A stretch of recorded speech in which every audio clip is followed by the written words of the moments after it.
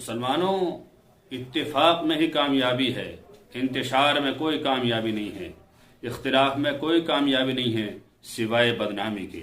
جب تک تم متفق رہو گے، ایک جگہ مل کر رہو گے، اتفاق کے ساتھ رہو گے، ہر قوم تم سے ڈرتی ہوئی نظر آئے گی۔ لیکن جیسے ہی اتفاق ختم ہو جائے گا تو سمجھ لو ساری قومیں، سارے دشمن تمہارے پیچھے پڑ جائیں گے۔ ہمیں ہمیشہ اتفاق کے ساتھ رہنا چاہیے اور آپس میں ایسی کوئی کڑوی بات یا ایسا کڑوا جملہ نہیں بولنا چاہیے جس سے تمہارے دوست کو ٹھیس پہنچ جائے، دل پر چوٹ لگ جائے۔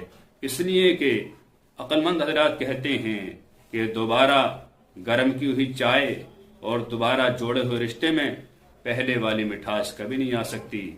اس میں جب کھٹاس پڑ جاتی ہے تو وہ بڑھتی ہی چلی جاتی ہے، کم نہیں ہو پاتی۔